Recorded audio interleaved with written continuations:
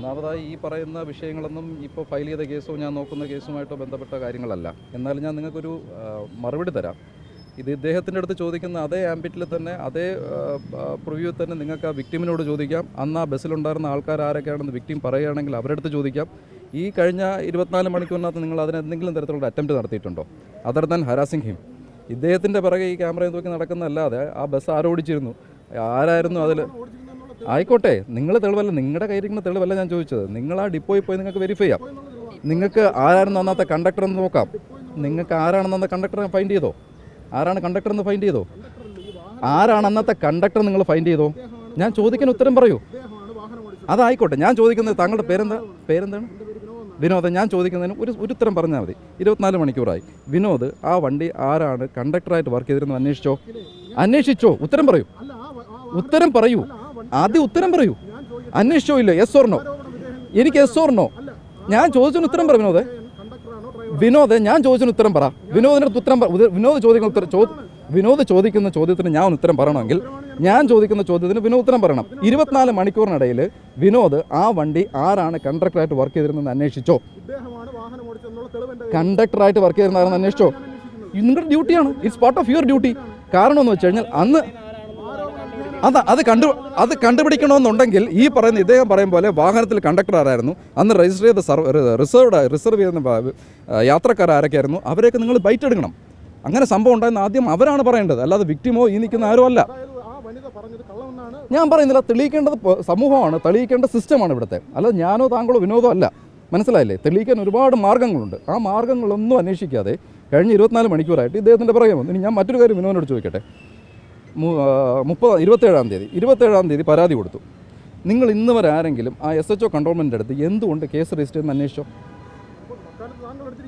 അത് രണ്ടാമത്തെ വിഷയം. അത് ഇന്ന് വക്കാലത്തെടുത്ത് എന്നാ 4-ാം തീയതി 30-ാം തീയതി അല്ലെങ്കിൽ 27-ാം തീയതി രജിസ്റ്റർ ചെയ്ത പരാതിക്കകത്ത് ഈ നിൽക്കുന്ന ആരെങ്കിലും ഞാൻ ചോദിക്കുന്നതിന് ഉത്തരം പറയൂ. ചലഞ്ച് ചെയ്യുന്ന രണ്ടാമത്തെ വിഷയം രണ്ടാമത്തെ വിഷയം 27-ാം തീയതി രാത്രി 10:00 കൊടുത്ത പരാതി SHO കൺട്രോൾമെൻറ്റ് എന്ത് ചെയ്തു എന്ന് നീ നിൽക്കുന്ന ആരെങ്കിലും ഒരു ബൈറ്റ് എടുത്തിട്ടുണ്ടോ? ബൈറ്റ് എടുത്തിട്ടുണ്ട്. വാർത്ത കൊടുത്ത രണ്ടാമത്തെ വിഷയം എന്ത്? വിനോദിന് മലയാളം മനസ്സിലാവുന്നില്ലേ? മലയാളം മനസ്സിലാവുന്നുണ്ടോ? ഏത് കോടതിയെ സമീപിക്കുന്നു എന്നല്ല ഞാൻ ചോദിച്ചത്. ഒരു മിനിറ്റ് നമ്മൾ സംസാരിച്ചുകൊണ്ടിരിക്കുകയല്ലേ.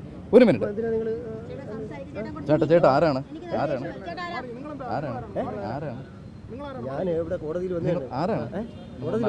അവരെ തടസ്സപ്പെടുത്തി അടുത്ത് ബുദ്ധിമുട്ടുണ്ടാക്കരുത്. അങ്ങോട്ട് മാറി നിൽക്കും. ഞാൻ ഇത്രേ ചോദിച്ചോളൂ. വിനോദിൻ്റെ അടുത്ത് മാത്രമല്ല എല്ലാ മാധ്യമക്കാരോടും ചോദിക്കുന്നത് 27-ാം തീയതി ഫയൽ ചെയ്ത കംപ്ലയിൻറ്റിൽ 27-ാം തീയതി 10:30 ഫയൽ ചെയ്ത കംപ്ലയിൻറ്റിൽ എന്ത് ആക്ഷൻ എടുത്തു എന്ന് SHO കൺട്രോൾമെൻ്റ് എടുത്തോ ഇവിടെ ഉള്ള സിറ്റി പോലീസ് കമ്മീഷണർ എടുത്തോ നിങ്ങളാരും എന്തുകൊണ്ട് പോയി ഒരു ബൈറ്റ് എടുക്കാനോ ചോദിക്കാനോ സ്ട്രേറ്റ് അവേ പോയില്ല? അതിനൊരു മറുപടി കിട്ടാതെ നിങ്ങൾ എന്തുകൊണ്ട് ഇദ്ദേഹത്തിൻ്റെ പുറകെ നടക്കുന്നു എന്നുള്ളതാണ് എൻ്റെ ഏറ്റവും വലിയ ക്വസ്റ്റ്യൻ. അതിന് ഉത്തരം പറഞ്ഞതിന് ശേഷം എന്ത് ചോദ്യം വേണോ ചോദിച്ചോ. സമ്മതിച്ചല്ലോ.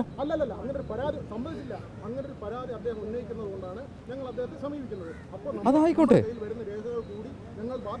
ശരി. വിനോദ് പറഞ്ഞ കറക്റ്റാണ്. വിനോദ് പറഞ്ഞത് വളരെ കറക്റ്റാണ്. നീതി നിഷേധിപ്പിക്കുന്നത് കൊണ്ടാണ് അദ്ദേഹത്തിൻ്റെ അടുത്ത് ചോദിച്ചത്. പൊട്ട് അത് വിടും. ആ സ്റ്റേറ്റ്മെൻറ്റ് വിടും.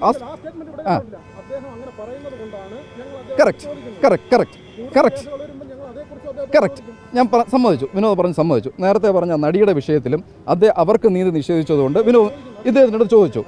ഈ വിഷയത്തിൽ യദുവിന് നീതി നിഷേധിച്ചുകൊണ്ട് എന്തുകൊണ്ട് പോലീസിൻ്റെ അടുത്ത് ചോദിച്ചില്ല? അതിൽ കാര്യമുണ്ടോ? ആരുടെ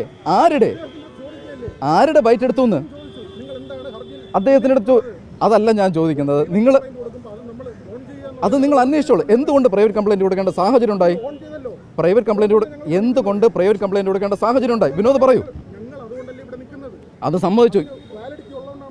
സമ്മതിച്ചു. ഇതെല്ലാം ഞാൻ ചോദിക്കുന്നത്, നിങ്ങൾ ബാക്കിലോട്ട് പോകൂ. നിങ്ങൾ ബാക്കിലോട്ട് പോയിട്ട് SHO കൺട്രോൾമെൻ്റ് എടുത്ത് ഒരു ബൈറ്റ് എടുക്കൂ. എന്തുകൊണ്ട് നിങ്ങൾ ക്രൈം എടുത്തില്ല? അതിനുശേഷം എന്നെ കാണാൻ വരും. അത് കോടതിയിൽ ഫയൽ ചെയ്തിട്ടുണ്ട്. കോടതി പരിഗണിക്കുന്ന കാര്യമാണ്. അതെനിക്ക് പുറത്തു പറയാൻ പറ്റില്ല. അതിനകത്ത് പറഞ്ഞിരിക്കുന്നത് 5 പ്രതികളുണ്ട്. 5 പ്രതികളും ഔദ്യോഗിക കൃത്യ നിർവഹണം തടസ്സപ്പെടുത്തി. 5 പ്രതികളും ബസ്സിനകത്ത് അതിക്രമിച്ച് കയറി യാത്രക്കാരെ ഇറക്കി വിട്ടു. മെമ്മറി കാർഡ് നഷ്ടപ്പെട്ടതിനെ സംബന്ധിച്ച് 201 അനുസരിച്ച് IPC അനുസരിച്ച് കേസ് രജിസ്റ്റർ ചെയ്ത് അന്വേഷിക്കണമെന്നാണ് ഹർജിയിൽ ആവശ്യപ്പെട്ടിരിക്കുന്നത്. കോടതി ഫയൽ സ്വീകരിച്ചിട്ടുണ്ട്. അതിൻ്റെ വരും കാര്യങ്ങൾ വഴി അറിയാൻ പറ്റും.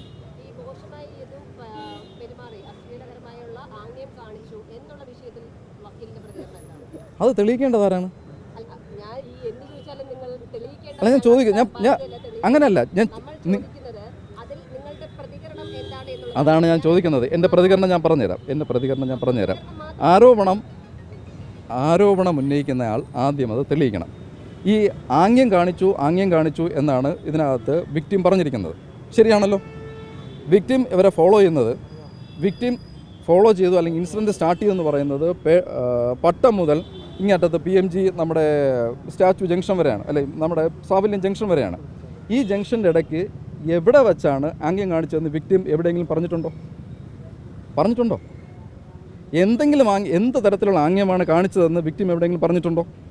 ഈ രണ്ട് സ്റ്റേറ്റ്മെൻറ്റും ഇല്ലാതെ എങ്ങനെയാണ് ഈ കേസ് മുമ്പോട്ട് പോവുക? അതുകൊണ്ടാണ് ഞാൻ പറഞ്ഞത്, ആരാണോ ആരോപണം ഉന്നയിച്ചത് അവരാണ് തെളിയിക്കേണ്ടത്. That is a system of law. അത് എൻ്റെ വാക്കല്ല, നിയമം പറയുന്നത്. ഉണ്ടായിട്ടുണ്ടെങ്കിൽ ശരിയാണ് എന്ന് നിങ്ങൾ കരുതുന്നു. കോടതി തീരുമാനിക്കട്ടെ എന്ത് ശരിയാണെന്ന്. അത്തരത്തിലൊരു പ്രവൃത്തി യദുവിന്റെ ഭാഗത്ത് നിന്ന് ഉണ്ടായിട്ടുണ്ടെങ്കിൽ അത് ഇനി യദുവിൻ്റെ ഭാഗത്തുനിന്നല്ല, ഈ ഇന്ത്യ മഹാരാജ്യത്തിലുള്ള ഒരു ജനങ്ങളും ഒരു സ്ത്രീകളുടെടുത്തും ഒരു തരത്തിലുള്ള മോശമായ പ്രവർത്തനങ്ങൾ ചെയ്യാൻ പാടില്ല. അത് ആരും ന്യായീകരിക്കുന്നതല്ല. ഇവിടെ ഉണ്ടായിട്ടുണ്ടോ എന്ന് പറയുകയാണെങ്കിൽ കോടതിയിൽ അവർ വ്യക്തമായി തെളിയിക്കേണ്ട കാര്യമുണ്ട്. അതിനുശേഷം നമുക്ക് പ്രതികരിക്കാം.